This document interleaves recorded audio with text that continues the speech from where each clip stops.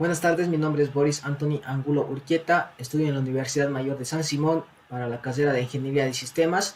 Este es un trabajo para la materia de Física General Grupo E. En esta ocasión voy a hablar sobre aplicaciones de las leyes de Newton. En esta ocasión voy a hablar sobre, las dos primeras leyes, ¿no? Que son para la primera ley de Newton y para la segunda ley de Newton. Voy a empezar con empleo de la primera ley de Newton. En esta ocasión, en este sector vamos a hablar sobre las partículas en equilibrio. Para empezar necesitamos saber, acordarnos de qué es una partícula en equilibrio. Las partículas en equilibrio, cuando un cuerpo está en equilibrio, significa que está en reposo o se mueve con una velocidad constante en un marco de referencia inercial. Ya hablamos lo que era un marco de referencia inercial, que, por ejemplo, el movimiento de la Tierra se podría considerar un marco de referencia inercial.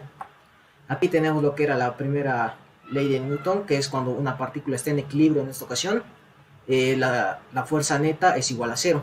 Y también en sus componentes, la fuerza neta del eje X es igual a cero y la fuerza neta del eje Y es igual a cero. En esta sección también nos trataremos sobre el buen uso de la primera ley de Newton para resolver problemas de cuerpos en equilibrio. Ahora vamos a ver la estrategia para resolver problemas de equilibrio de la primera ley de Newton. Como primer paso necesitamos identificar los conceptos importantes. Es preciso usar la primera ley de Newton con cualquier problema que implique fuerzas que actúan sobre un cuerpo en equilibrio, es decir, que esté en reposo o en movimiento con una velocidad constante. Aquí vamos a identificar cuál es el problema, cuál es la incógnita y si es necesaria usar la primera ley de Newton para ese problema, porque tal vez, digamos, nos están dando un ejercicio que nada que ver. Por eso es identificar bien y saber los conceptos adecuados para este paso. Por ejemplo, aquí tenemos una imagen de... aquí está cómo saber que un cuerpo está en equilibrio. Necesita estar a una velocidad constante o en reposo, como el auto que está yendo a una velocidad constante por la carretera.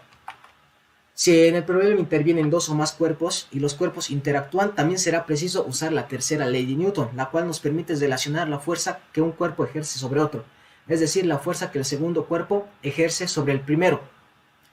Como se vio aquí, que también no es necesario, también en algunos ejercicios, ¿no?, de equilibrio para la primera ley de Newton, va a ser necesario saber la tercera ley de Newton. Y también asegurarnos de identificar las incógnitas de todo ejercicio, ¿no? Por ejemplo, la fuerza, la tensión, etcétera, ¿no? Como segundo paso tenemos plantear el problema con los pasos siguientes. Paso 1, hacer un dibujo sencillo de la situación física con dimensiones y ángulos. ¿A qué se refiere con un dibujo sencillo? Graficar, ¿no? Digamos que te dice el ejercicio que un auto está en movimiento, simplemente tienes que hacer un pequeño gráfico del auto en movimiento, indicando su masa, tal vez su aceleración, tal vez su velocidad constante, si hay fuerza de fricción, y depende, ¿no? O si está en una superficie inclinada, el ángulo de la superficie. Como segundo paso tenemos, para cada cuerpo en equilibrio dibujaremos un diagrama de cuerpo libre. Por ahora consideremos el cuerpo como partícula, así que lo vamos a representar con un punto grueso. No incluya en el diagrama los otros cuerpos que interactúan con él. Vamos a realizar un diagrama de cuerpo libre, ¿no?, para cada cuerpo en equilibrio, y no hay, como es solo, tenemos que realizar para cada cuerpo, no tenemos que colocar en ese diagrama de cuerpo libre otro cuerpo, solo del que estamos haciendo. Tercer paso, nos preguntamos qué interactúa con el cuerpo tocándolo o de alguna otra forma. En el diagrama de cuerpo libre dibujaremos un vector de fuerza para cada interacción y plasmar cada fuerza con un símbolo que represente su magnitud. Si conocemos el ángulo de la fuerza, igualmente lo dibujamos con precisión. Incluiremos el peso del cuerpo, excepto si su masa es insignificante. Una superficie en contacto con el cuerpo ejerce una fuerza normal y tal vez una fuerza de fricción, mientras una cuerda o cadena no puede empujar un cuerpo, solo tirar de él en la dirección de su longitud. Como ya sabemos, ¿no?, que la tensión, por ejemplo, no puede empujar sino tirar, ¿no? Como lo vemos, ¿no? Digamos, tenemos una cuerda, no podemos empujar con esa cuerda, sino podemos tirar de la cuerda. Bien, tenemos otro ejemplo, que el cuarto paso, en el diagrama de cuerpo libre no mostraremos las fuerzas que el cuerpo ejerce sobre otro cuerpo. Para cada fuerza sobre el cuerpo, nos preguntamos qué otro cuerpo causa esa fuerza. Si no se puede responder, tal vez se esté imaginando una fuerza inexistente. Claro ejemplo, ¿no?, estamos empujando un auto, tenemos que ver qué fuerzas interactúan en ese auto. No podemos estarnos inventando otras fuerzas, o no, si no estaríamos básicamente alterando el ejercicio y por ende nos va a salir mal el ejercicio. Elegiremos nuestros ejes de coordenadas y las incluiremos en el diagrama de cuerpo libre, identificando cada dirección positiva de cada eje. O sea, vamos a dibujar los ejes con sus respectivos lados positivos, ¿no? Para poder igual llevarnos mejor con el ejercicio. Aquí tenemos el ejemplo, ¿no? De digamos una situación, ¿no? Por ejemplo, aquí está un gimnasta sosteniéndose en una cuerda y la cuerda está pegada al techo. Ahí se ha hecho un pequeño gráfico y luego se va a realizar un diagrama de cuerpo libre para cada cuerpo que esté interactuando.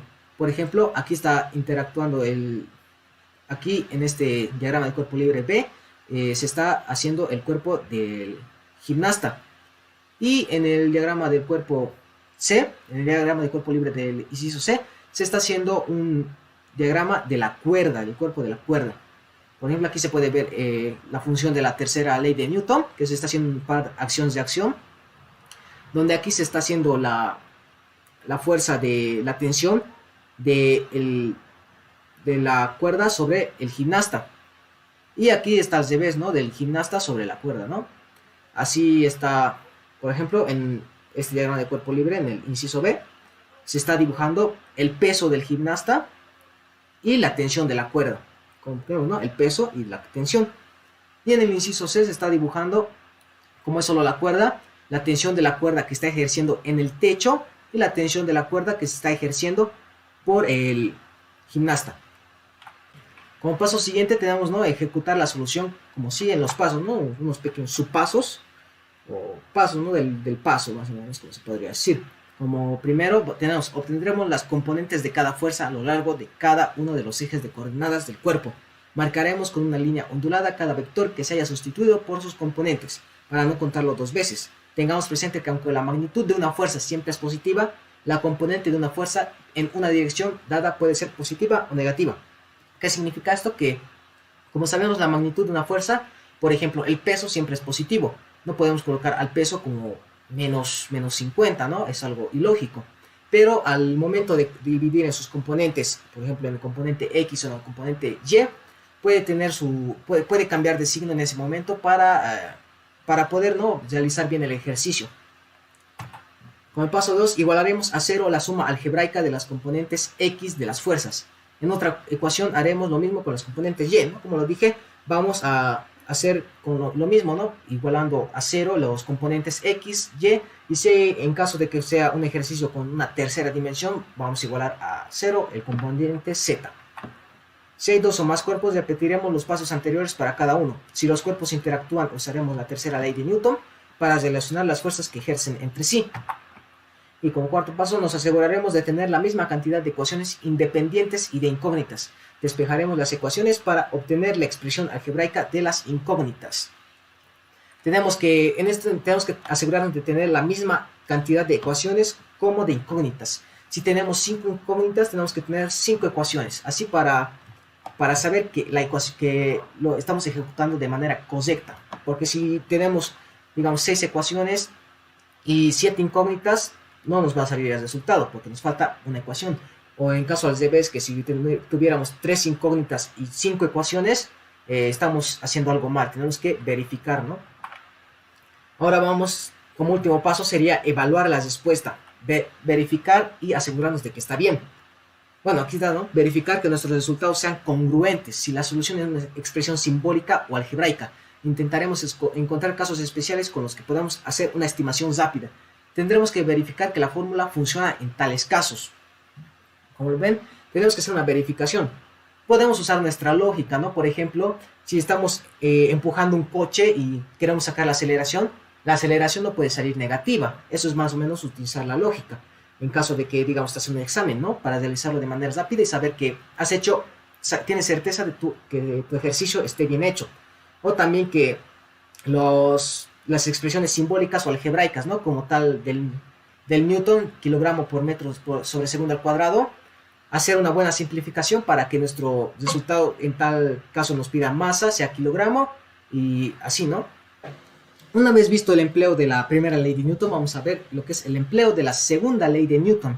Ahora vamos a ver en la dinámica de partículas. Y en el En la anterior sección vimos en una partícula cuando estaba en equilibrio. Ahora vamos a ver cuando están en movimiento y teniendo, o sea, que estén interactuando con ella otras fuerzas que hagan cambiar su aceleración y provoquen aceleración.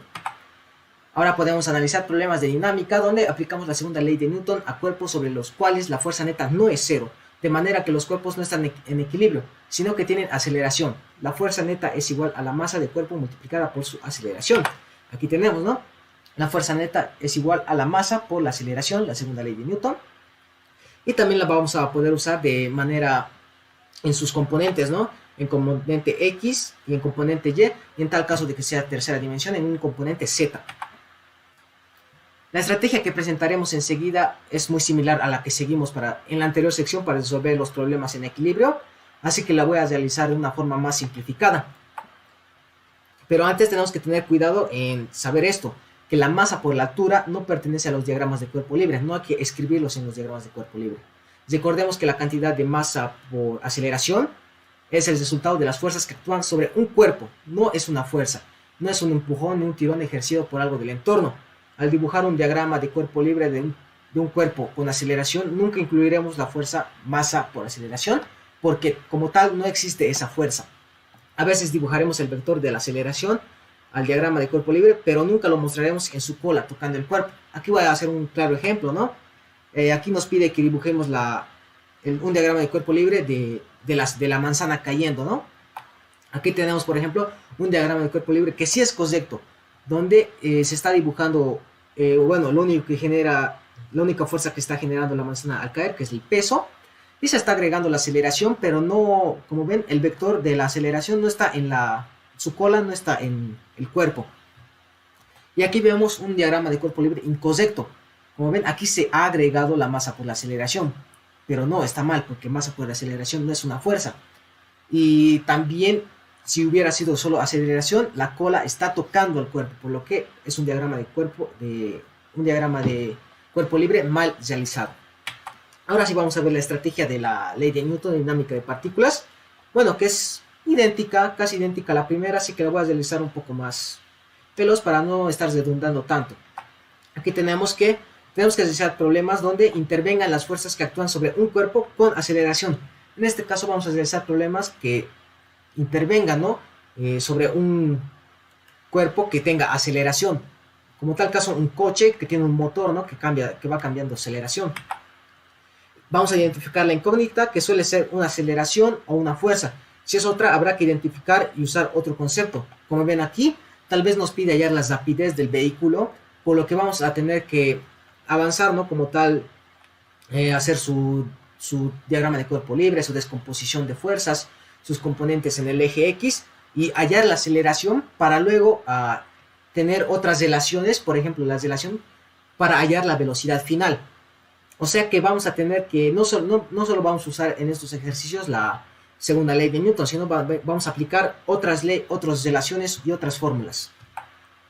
Plantear el problema siguiendo los pasos, ¿no? Estos pasos: hacer un dibujo sencillo de la situación, un gráfico del ejercicio, dibujar un diagrama de cuerpo libre, identificando todas las fuerzas, ¿no? Como lo vimos en el anterior, plasmar cada fuerza con un símbolo algebraico para representar su magnitud.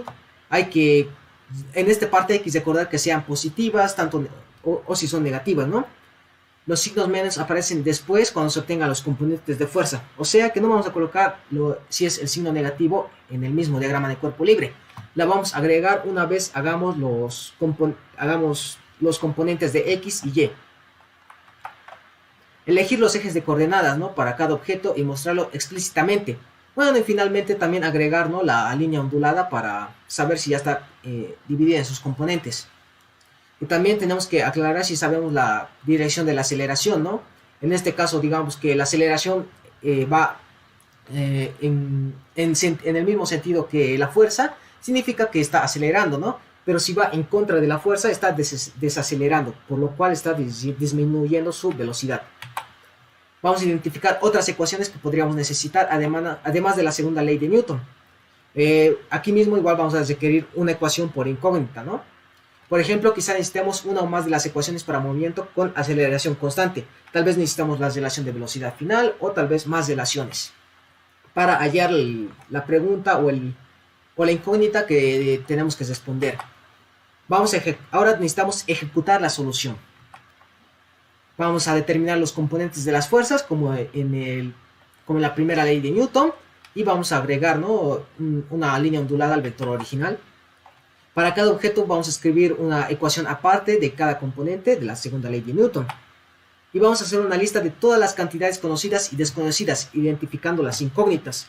O sea que vamos a hacer una lista de tal incógnita y tal ecuación. Vamos a comprobar que tenga la misma cantidad de ecuaciones como de incógnitas, ¿no? Como hemos visto cuando estamos planteando, aquí igual vamos a volver a comprobar si tenemos la misma cantidad de ecuaciones o de incógnitas. Si sobran ecuaciones, tal vez haya una cantidad desconocida que no se identificó como tal, y vamos a tener que volver al planteamiento a verificar, ¿no? Y hacer la parte fácil, que va a ser los cálculos. Vamos a despejar las ecuaciones para obtener las incógnitas, ¿no? Haciendo cálculos algebraicos, ¿no? Aquí como tal ya no va a ser física, sino en los ejercicios va a ser un poco más manejar el álgebra. Ejercicios algebraicos, ¿no? Propiedades algebraicas. Y como último paso vamos a evaluar la respuesta. Si la respuesta tiene unidades correctas, por ejemplo, si nos pide que hallemos la aceleración, no podemos sacar una respuesta que nos diga newtons. O si nos pide sacar la fuerza, no podemos hallar una respuesta que tenga kilogramos, tiene que ser necesariamente newtons. Saber si tiene el signo algebraico adecuado. Esto ya es más o menos a veces usar la lógica. Por ejemplo, con el mismo ejemplo de la aceleración, ¿no? Si estamos empujando y la aceleración está en el mismo sentido, no podemos hallar una aceleración que tenga un signo negativo. Y finalmente preguntarnos si el resultado es congruente, ¿no? Lo mismo con el ejemplo de la aceleración. Si sale el signo negativo, obviamente ya sabemos que está mal y tendríamos que verificar la respuesta verificar el desarrollo de la pregunta y ahí hallar tal vez un error que hayamos cometido. Y eso fue todo por esta exposición de las aplicaciones de la primera y segunda ley de Newton. Y gracias. Bueno, hasta luego.